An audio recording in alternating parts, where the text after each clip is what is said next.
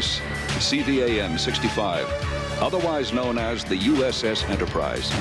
The aircraft, Grumman F-14, or Tomcat.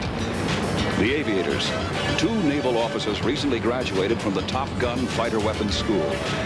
Their mission, to protect the Atlantic Fleet from airborne attack. These men and machines are America's finest.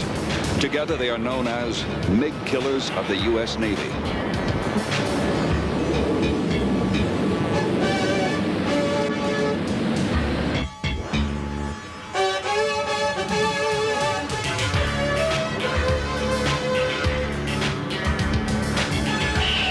Since the dawning of the jet age, Soviet-built MiG fighters have always seemed to be naval aviation's most mighty nemesis. This MiG-23 Flogger is flown not only by the USSR, but also Libya, Syria, Iraq, and East Germany. When piloted by capable hands, Flogger dogfighting capability should never be underestimated.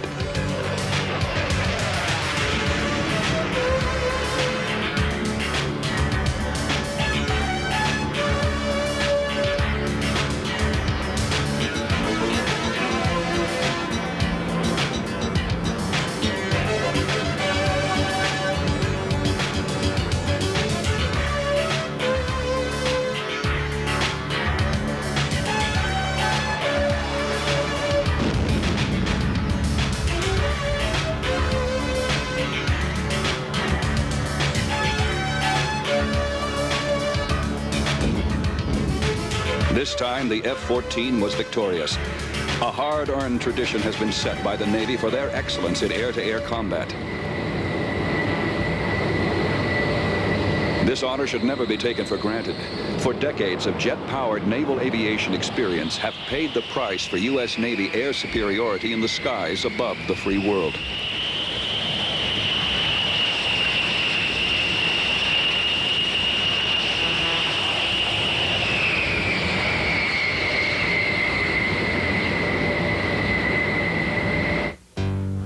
The place, South Korea. The date, 25 June 1950. The headlines, North Korean troops invade South Korea.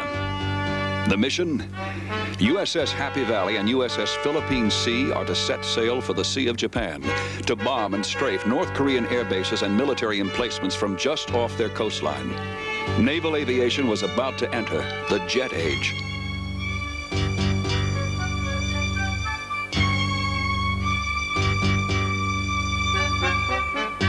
The Grumman F-9 Panther would be the Navy's first carrier-launched jet fighter bomber to sea combat. It was initially used to defend Navy Sky Raiders and Corsairs from Soviet Yak fighters. Without the Panthers, Sky Raiders and Corsairs would be meat on the table for the Yaks.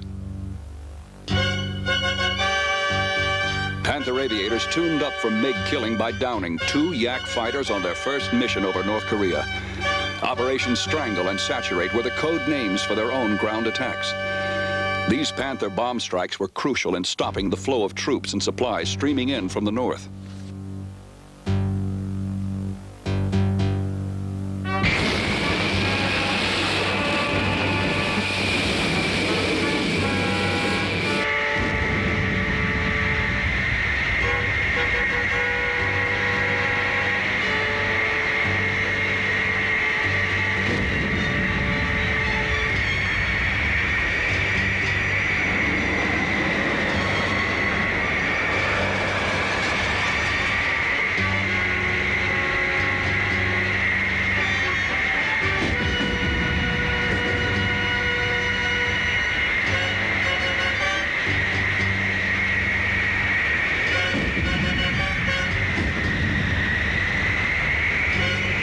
Panthers helped to win many a battle on the ground, but in the skies, a Navy pilot's toughest rival would be the MiG-15 Faggot. Air Force Captain Ralph Parr, 6-time MiG killer, talks about what he thought of the 15. The MiG had a smaller wingspan, was shorter, smaller all over, therefore harder to see. It could turn tighter, it could out-accelerate, it could out-decelerate. It could climb higher, and it had, for a while there, it had better than a 2,500 foot per minute rate of climb advantage, and it had bigger guns. It did not have a radar gun sight, but had a computing gun sight, I believe. And generally speaking, one of those advantages the MiG had will normally work for you in combat. Despite its bomber origins, the MiG-15's rate of climb and high ceiling made it an effective fighter.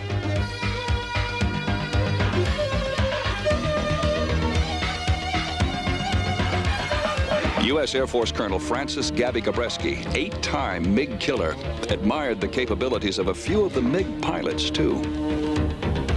There were pilots that I encountered that were as good as any that I have ever seen any place. And I have to assume from the intelligence reports and so forth that I have seen that the Russians were training the students at a certain point when they brought them into combat. And the Russian pilots, every now and then, would break away and really encounter our forces. And they were very good. North Korean Lieutenant Kum Suk No, who defected with his MiG-15 in 1953, reported 900 combat-ready MiGs in the communist inventory. No fighter has ever had a bigger impact in the aerial arena than the MiG-15 Faggot. Regardless of the terrible odds naval aviators faced, 14 enemy aircraft were shot down during the war. Lieutenant Commander W.T. Amon, commanding officer of VF-111, was the Navy's first MiG killer.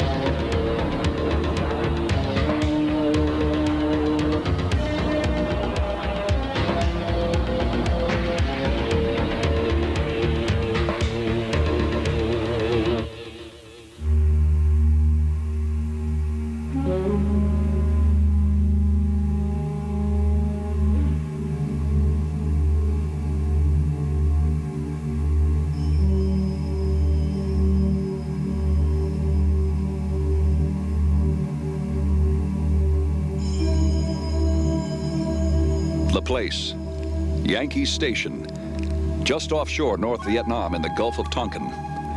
The aircraft, the F-8 Crusader, or more proudly, the last of the gunslingers. It was now 1965. The Vietnam War was in full swing, and U.S. Navy aviators were soon to meet up with enemy MiGs again. This time, they would be armed with a new and more lethal weapon. It was the Sidewinder missile, or AIM-9, which was to change dogfight tactics forever. Like a rocket, the Sidewinder missile is self-propelled. It also carried a powerful, high-explosive warhead. But its unique IR seeker would latch on to a MiG's hot exhaust and track it down until it was close enough to kill it with a proximity detonation. This made it a MiG killer's most valuable weapon in the skies over North Vietnam.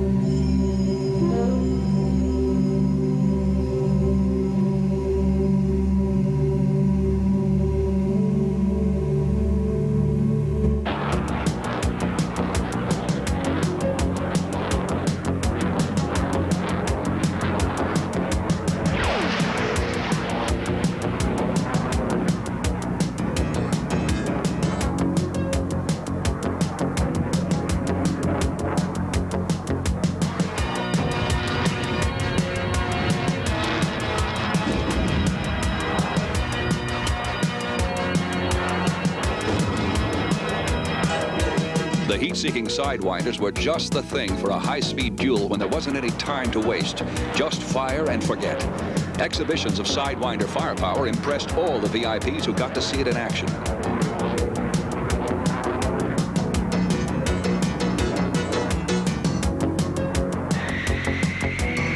Between 1965 and 1968, F-8 Crusaders were credited with 18 MiG kills. To their honor, the checkmates of VF-211 flying from the USS Hancock and Bonhomme Richard bagged 7 of the 18 enemy fighters. The Screaming Eagles, Checkertails, Iron Angels, Sundowners, Hunters, and Satan's Kittens were all MiG-killing squadrons. The Navy began to retire the aging Crusader in 1968. However, it was not until 1972 that the newer F-4 Phantom II's tally of MiG kills would surpass it.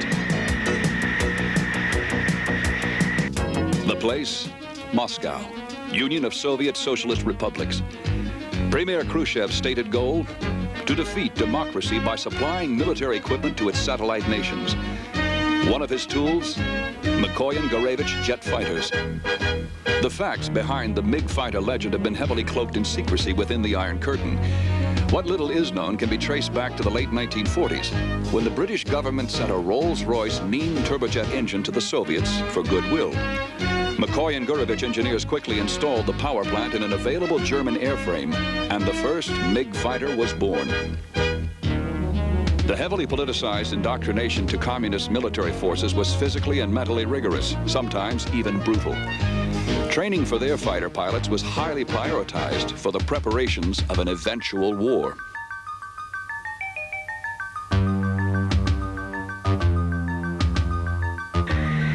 The single-seat MiG-21 Fishbed was Moscow's best fighter in the late 1960s. About 100 well-armed aircraft were given to North Vietnam to shoot the Navy down.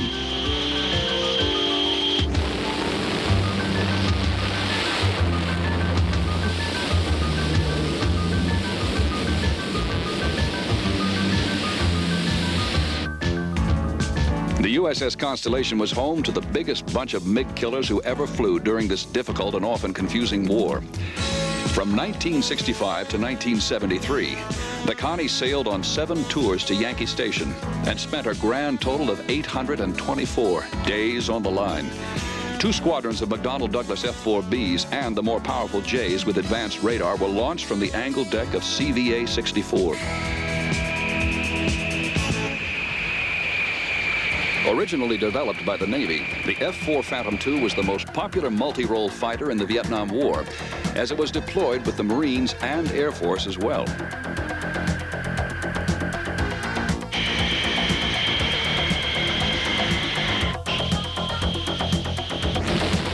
In addition to the heat-seeking Sidewinder missiles, the Navy Phantoms also carried radar-guided medium-range Sparrow missiles. This gave the pilot and weapons systems officer their choice of how to kill any opposing North Vietnamese MiGs.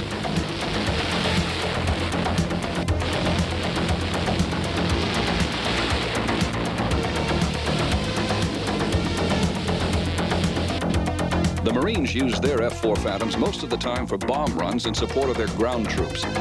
The first Marine squadrons were stationed at Da Nang in 1965. Soon thereafter, another Phantom base was established at Chu Lai. Both of these air bases were located in a region codenamed I Corps.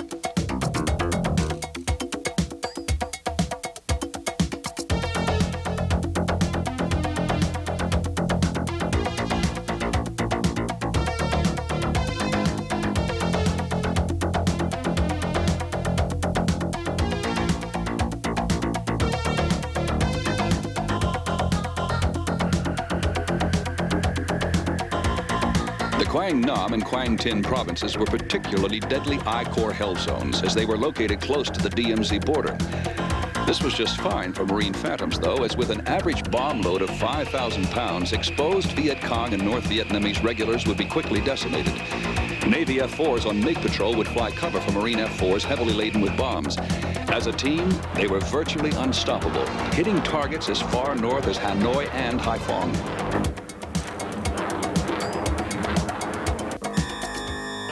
Life for many of Hanoi's communist citizens went on as usual until U.S. bombs would rain down on them. The North Vietnamese quickly set up an effective civil defense program which greatly reduced their casualties.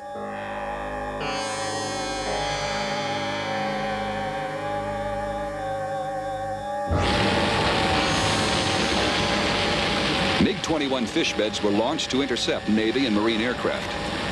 One of their more successful tactics would be to attempt an attack on the Marine F-4 bombers, thus forcing them to jettison their ordnances early and missing their more important targets.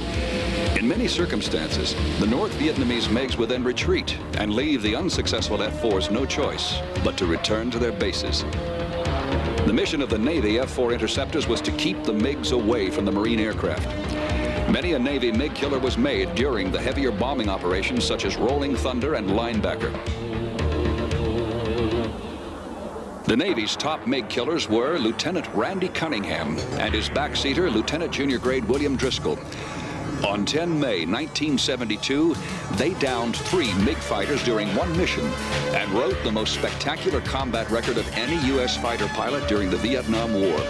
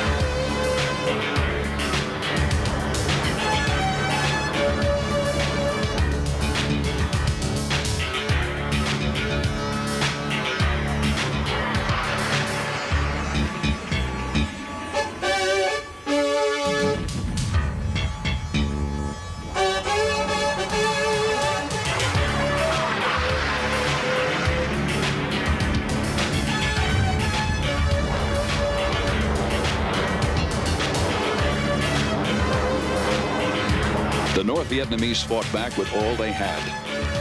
Surprisingly, small arms fire would claim the most U.S. combat air losses.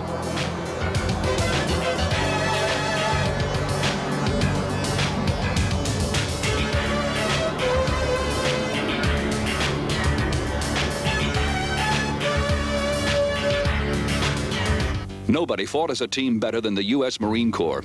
Ground troops received heavy air support whenever they needed it from their aviator counterparts. From their heroic stand at Khe Sanh to their near-countless sorties from Da Nang and Chu Lai, the Marines knew they could do it all and proved it every day.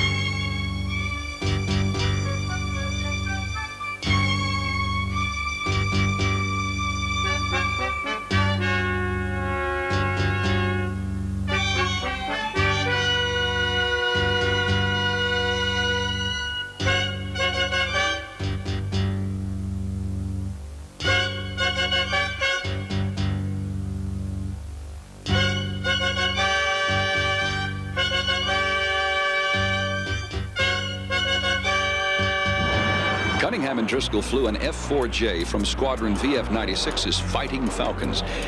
With their 2 earlier MiG kills, they were the only naval aces of the Vietnam War.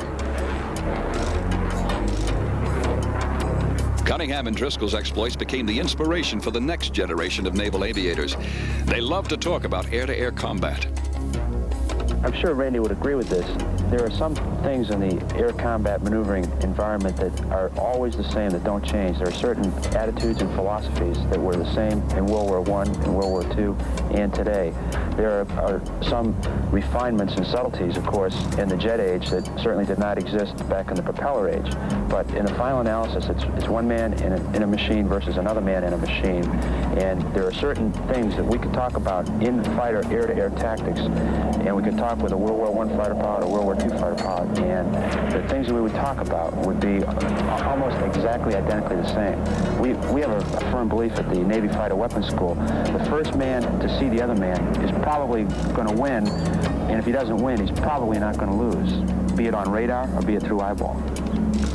Times have changed little since the time of Richthofen, Oswald, Boca, Immelman, Galan, and since the time of McCampbell, the biggest difference that we face is that we only saw MiGs 3 times. And at one time, there was a massive MiGs up. But when McCampbell was flying, they had large formations going against large formations. They brought 100 and raised it to. U.S. Navy F-4 Phantom MiG killers blasted 39 enemy fighters out of the sky. In addition to the Fighting Falcons, other F-4 MiG killing squadrons included the Screaming Eagles, Ghost Riders, Aardvarks, Chargers, Pukin Dogs, Freelancers, Tomcatters, Tarsiers, Shamrocks, Silver Kings, Vigilantes, Sundowners, and Sluggers. They were the Navy's best of the best.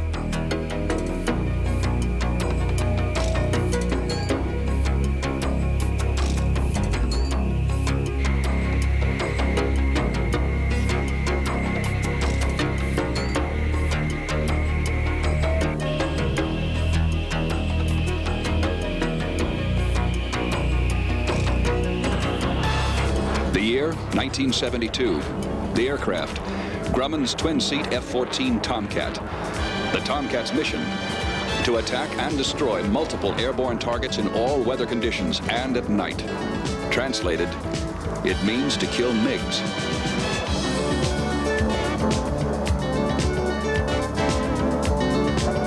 Built at Grumman's Bethpage, Long Island high-tech factory, the F-14 was designed for fleet defense, and for this mission, its MiG killing capabilities were to be superior to that of any other aircraft. Unlike normal radars, the Tomcat's ultra-sophisticated AWG-9 pulse Doppler radar can scan for enemy MiGs and track up to 24 of them at the same time. The AWG-9 is specially hooked up to the Tomcat's 6 AIM-54 Phoenix missiles, which have a range in excess of 120 miles. In case the Tomcat engages in a tight dogfight, it can also be armed with a standard mix of the latest Sidewinder and Sparrow missiles. A 20mm M61 Vulcan cannon completes the weapons package. At close range or from over the horizon, F-14 Tomcats were ready to add to the Navy's MiG hit list.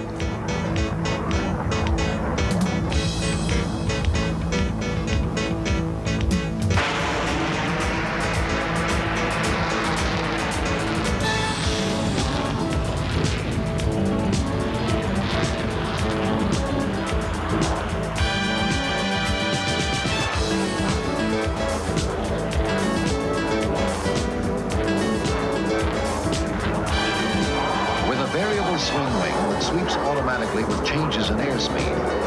The Tomcat has the tight turning ability to outmaneuver other fighters in closest combat. In such engagements, keeping track of the enemy is the key to staying alive. Here, the F-14 has a big advantage with its 2-man crew to divide responsibilities and a cockpit designed for maximum visibility.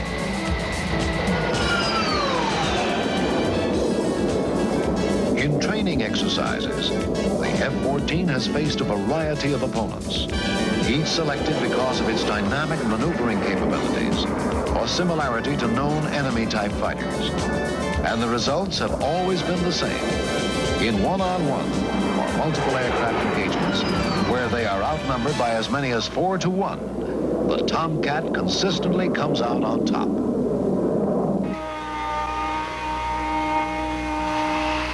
Now fully operational, F-14 squadrons are deployed with the 7th Fleet in the Pacific and with the 6th Fleet in the Mediterranean. During fleet operations, F-14 squadrons have performed exceedingly well, with the Navy officially acknowledging that the Tomcat had the best initial deployment of any tactical aircraft to go to sea.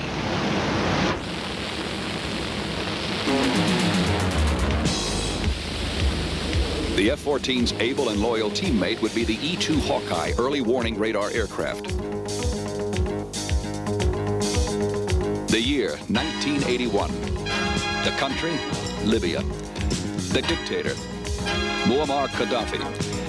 His favorite playthings, Soviet tanks, personnel carriers, and jet fighters.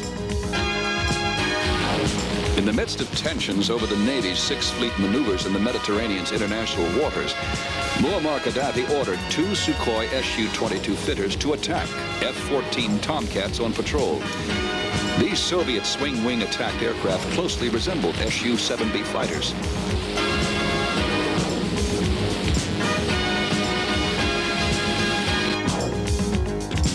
The E-2 Hawkeye detected the Sukhoi's approach and directed the Tomcats to intercept them. The F-14's first dogfight had begun.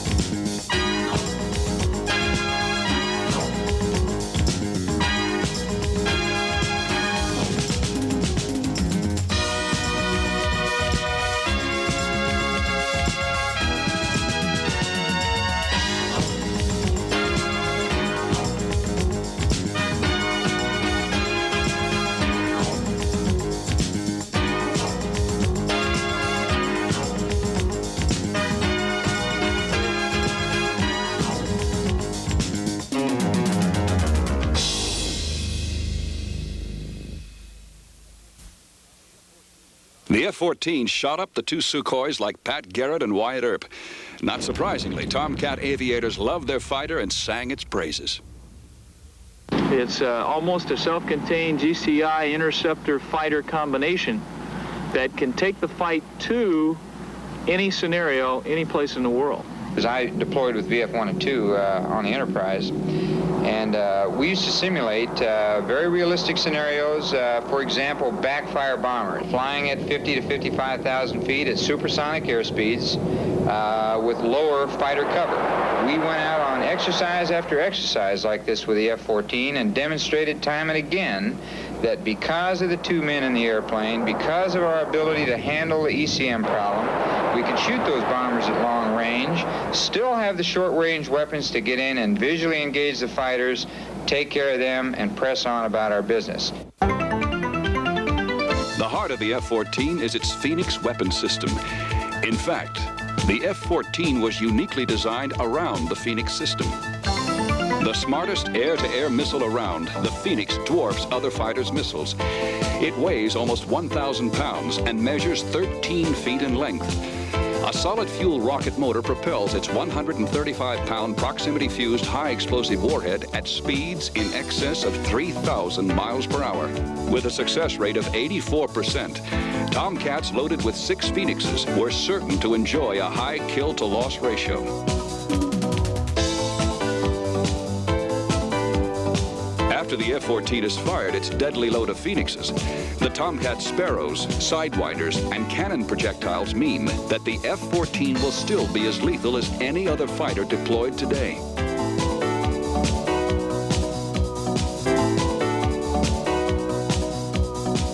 The nice part about the F-14 is that you got the best of both worlds. You can get into the dogfight role. without taking one iota away from the very significant capabilities in the long-range interceptor role. Wing buys an awful lot. It gives you an awfully good on-station loiter time. It gives you a tremendous turning aircraft, and it gives you a slow approach speed. Throughout the flight regime, and almost at any store loading you'd care to dream up, you decide where you want to go and you point the nose and the airplane goes there. It's going to be an awful long time before anyone could come close to finding an aircraft that can take the interceptor role and the fighter role and come any closer to optimizing the two in one aircraft. The nice part about the whole system is that being computer-based, software-oriented, the growth potential in the system is almost unlimited. The MiG killer's favorite home, the USS Constellation, was among the first aircraft carriers to receive the F-14. The Tomcat was eventually fully deployed to the Navy's 2nd Fleet in the Atlantic, 6th Fleet in the Mediterranean, and 3rd and 7th Fleets operating in the Pacific Ocean. Around the world, the F-14 Tomcat had become the new symbol of American firepower.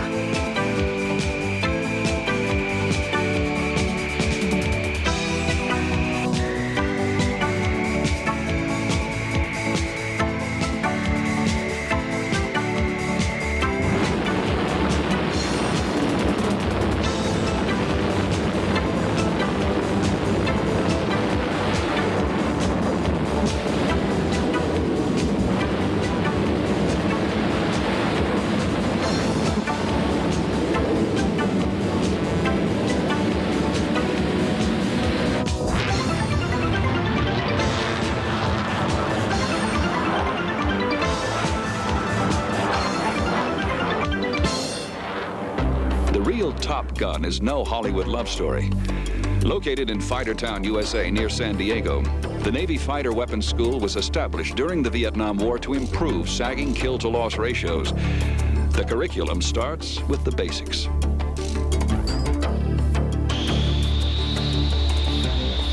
One of the first dogfights pits the F-14 against a highly maneuverable but underpowered T-38 jet trainer. This lesson teaches aviators how to use the F-14's combination of power and high wing loading to outfly a lighter MiG fighter.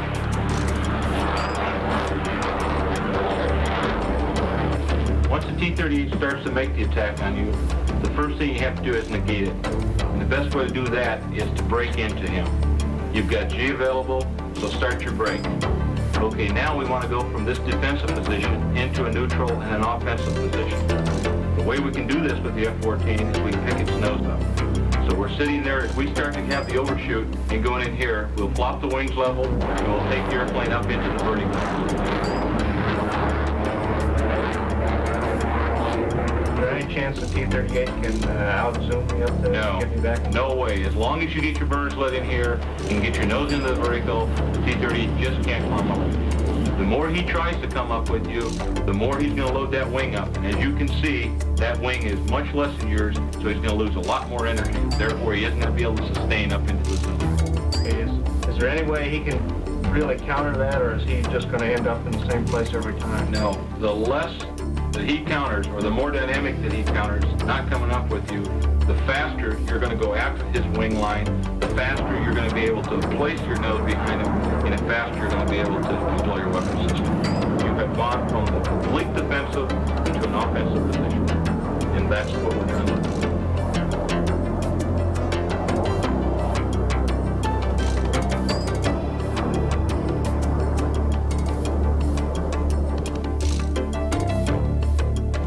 Even though Top Gun students are already good aviators when they are assigned to Fightertown, the training they get here makes them the Navy's best.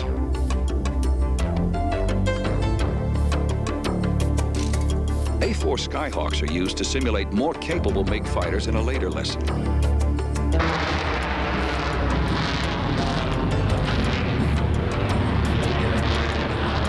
Once I start to make my attack, you're going to have to counter that. And the way you do that is you start your nose up. Get yourself going right up into the vertical, making sure you get your afterburners lit, and start going up. Lyle's going to coach you into where I am. Once you're up in the air, start to do your displacement roll towards my 6 o'clock.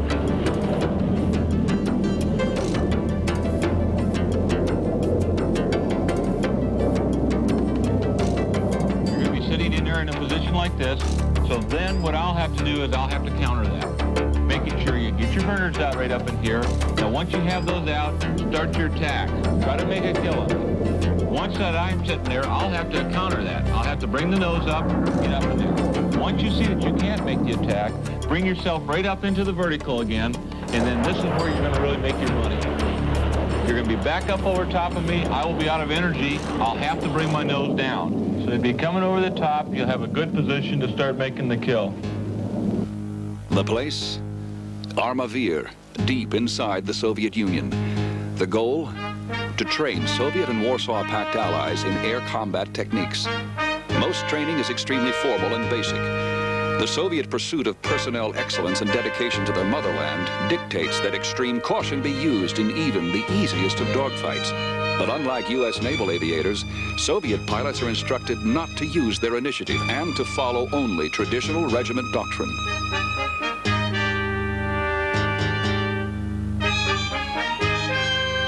The Soviets' high-tech MiG-23 flogger is slightly older than the F-14 Tomcat, yet has a similar swept wing.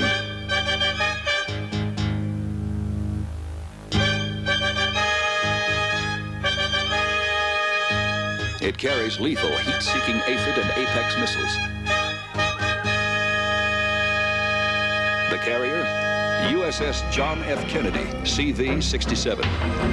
The location, in the Med, more than 100 miles from Libya. The F-14 Tomcats mission, launch from MiG Combat Air Patrol to protect their fleet and themselves from any airborne attack.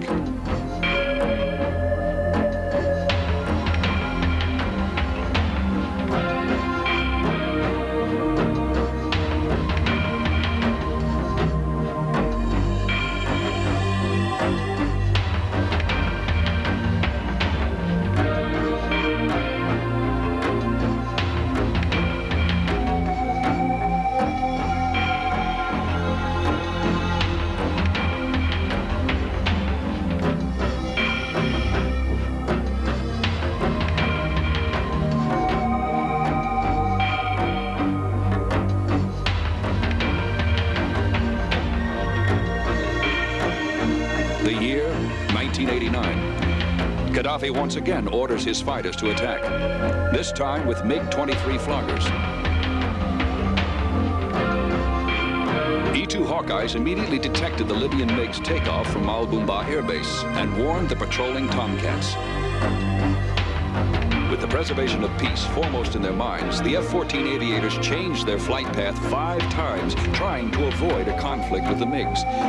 Each time the Tomcats remaneuvered, the floggers accelerated and countermaneuvered with an aggressive noses-on approach.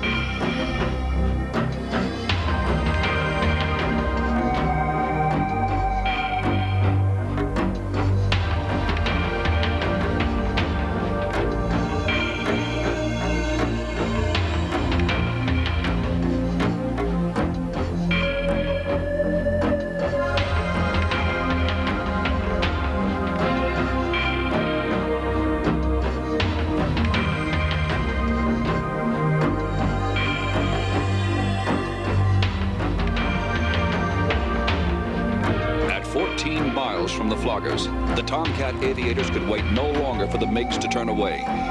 They armed their weapon systems, for the dogfight was about to begin.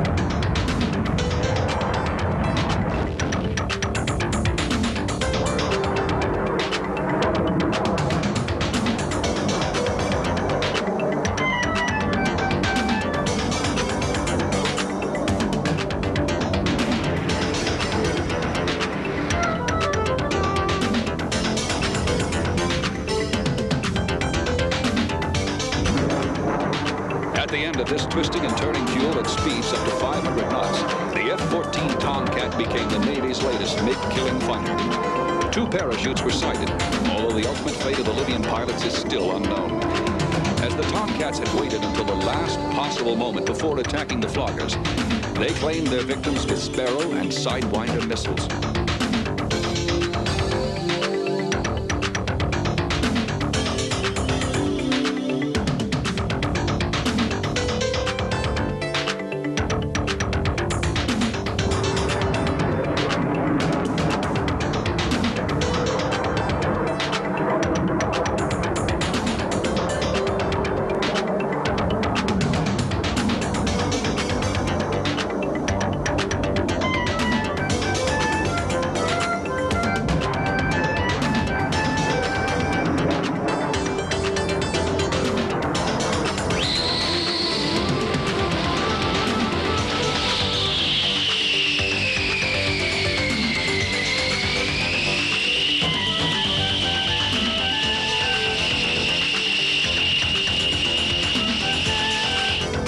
With a kill-to-loss ratio of 4-0, Tomcat enthusiasts had plenty to celebrate.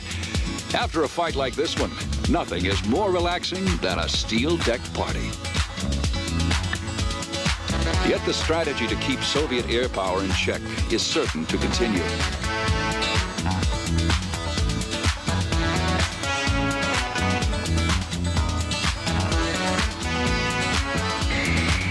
The year, sometime in the future. The aircraft, McDonnell Douglas's F-18 Hornet strike fighter. Its goal, to support ground troops and, if challenged, become a MiG killer. The F-18 Hornet contains the most sophisticated technology of any fighter or attack aircraft in the Naval Air Systems Command inventory. Its graphite composite structures are both lightweight and strong. A heads-up display and 3 television screens inform the aviator of everything he needs to know in battle. From the standpoint of weapons management and maneuverability, the F-A-18 is an aviator's dream come true. Combat-proven cannon projectiles with Sparrow and Sidewinder missiles are its arsenal.